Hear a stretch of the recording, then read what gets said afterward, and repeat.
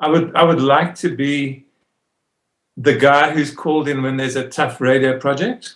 I don't know how agencies will feel about that. I think they feel quite positive about it now, but I think when it comes to the crunch, they may not.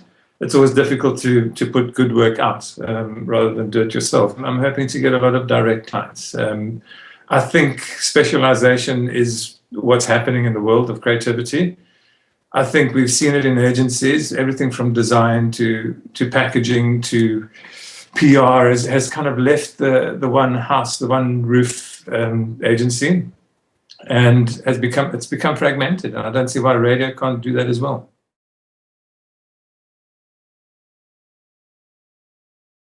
I have mixed feelings about radio, to be honest, because I hear terrific stuff, and we incredibly well represented when we go overseas at award shows and that.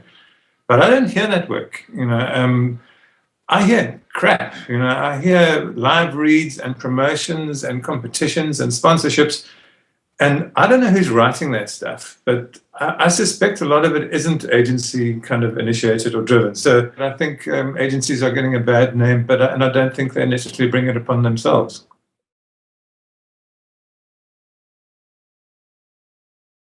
It all started for me with Car Magazine. It was a pretty straightforward retail brief, which arrived. I was a junior writer at Ogilvy at the time. And it was really just a standard retail monthly spot, advertise this month's highlights of the magazine, which I did. And everyone kind of ignored me because they had bigger fish to fry and I was the baby.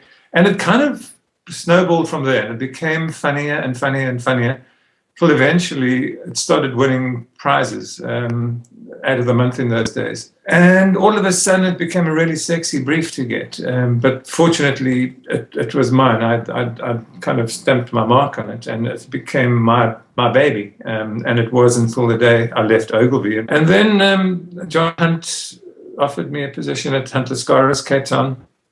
And I worked on a brand called Radioactive. The brief was win a prize for a radio spot, because radio was in pretty poor shape in those days.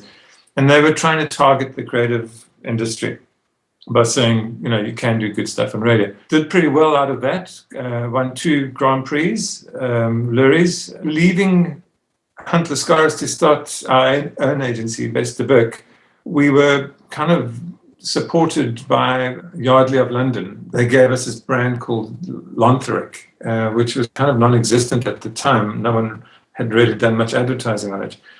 And we launched a fragrance, a male deodorant called Solo. I did a radio campaign for. We used this French girl, and that did really well. It just caught fire. It was the first time radio had been used to sell a fragrance in this country. And it created the brand, and people loved what this brand stood for. I mean, the objective was to position it as a French fragrance.